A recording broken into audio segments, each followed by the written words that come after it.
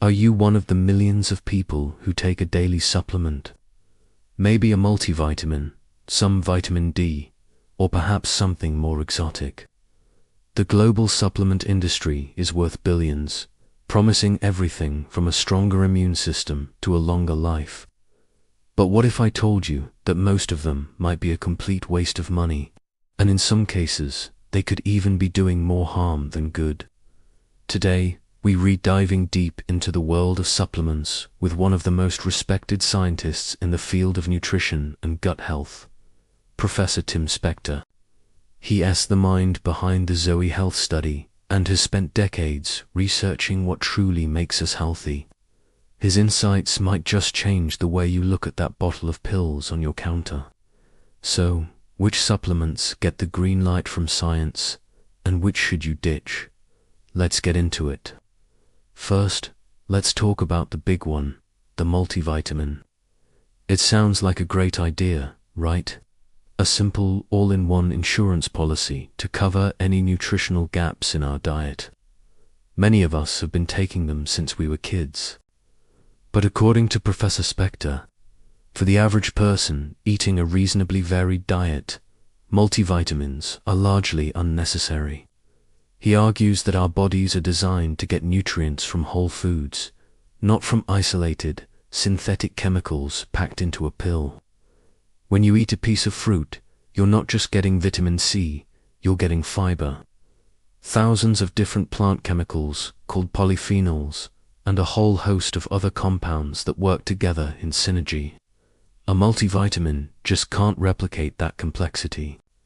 Spector points out that large-scale studies have repeatedly failed to show any significant long-term benefits from taking multivitamins for preventing chronic diseases like heart disease or cancer in the general population. The money you spend on a monthly supply of multivitamins could be much better spent on, well, actual food. Think of all the delicious nutrient-dense vegetables, fruits, and legumes you could buy instead. That's the real foundation of a healthy diet. So, if multivitamins are out, what about single nutrient supplements? This is where it gets a bit more nuanced. Let's start with a supplement that many experts, including Spector, agree on: vitamin D, known as the sunshine vitamin. Our bodies produce it when our skin is exposed to sunlight. However, for many of us, especially those living in less sunny climates like the UK or the northern United States, getting enough sun year-round is a real challenge. During the autumn and winter months, the sun simply isn't strong enough for our bodies to produce adequate levels of vitamin D. Why is this a problem? Vitamin D is crucial for bone health, as it helps us absorb calcium, but its role goes far beyond that.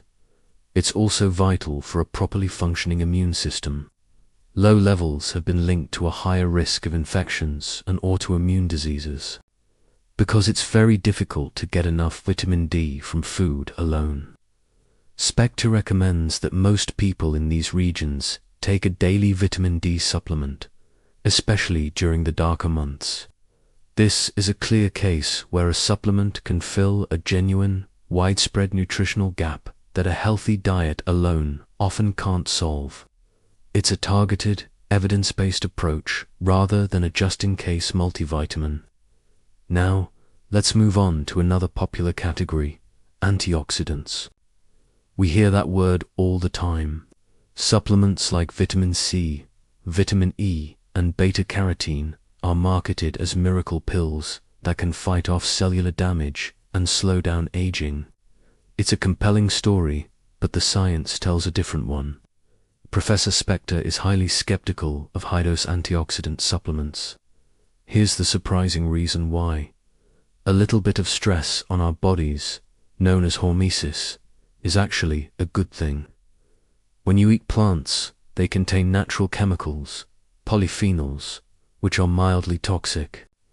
Our bodies respond to these mild toxins by switching on our own powerful, internal antioxidant defense systems.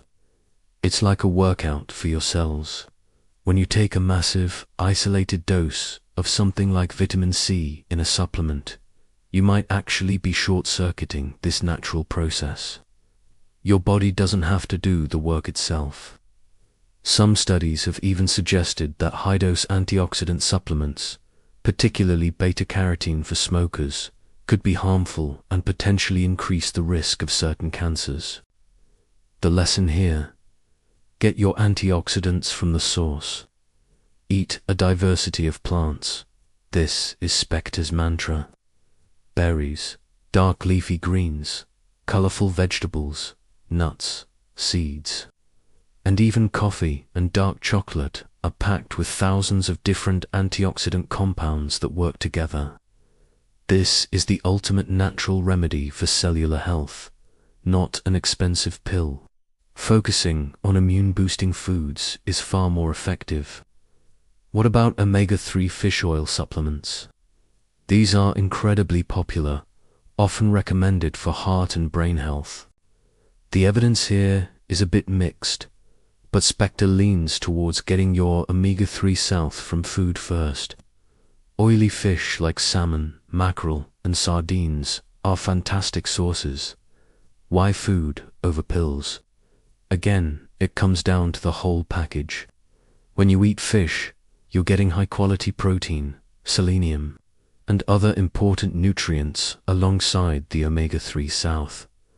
There's also the question of quality and freshness with fish oil supplements. They can go rancid, which can create harmful free radicals, the very thing you're trying to fight. However, for people who don't eat fish, like vegans or vegetarians, a high-quality algae-based omega-3 supplement can be a very good idea. Algae is the original source of these healthy fats. Fish just accumulate them by eating algae.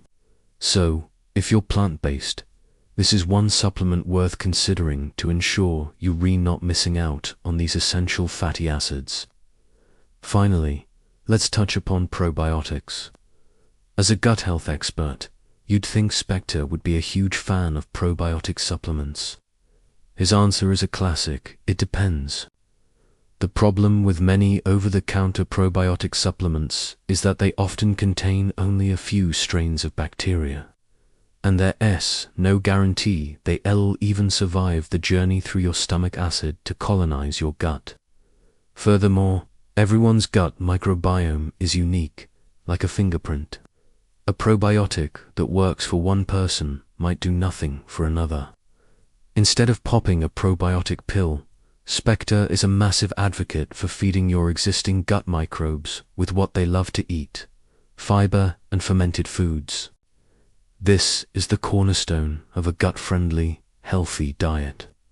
Foods like kimchi, sauerkraut, kefir, live yogurt, and kombucha contain a wide variety of live microbes. They also provide prebiotics, the fiber that feeds the good bacteria already living in your gut. Eating these foods regularly is a much more reliable and delicious way to support a diverse and thriving gut ecosystem. So, let's summarize Professor Tim Spector's take on supplements. It's not that all supplements are bad, but that they should be the exception, not the rule. The foundation of health is, and always will be, a diverse, whole food diet rich in plants. The supplements that get his cautious approval are fulfilling specific, proven deficiencies. Vitamin D is the prime example for those in low sunlight regions. Vitamin B12 is essential for anyone following a strict vegan diet, as it's not found in plant foods. And an algae-based omega-3 can be beneficial for those who don't eat fish. But for the vast majority of other supplements, including multivitamins and high-dose antioxidants, the evidence just isn't there. You're better off saving your money and investing it in your grocery bill. Buy that extra punnet of berries, try a new type of leafy green, or experiment with making your own sauerkraut. Your body, and especially your gut microbes, will thank you for it.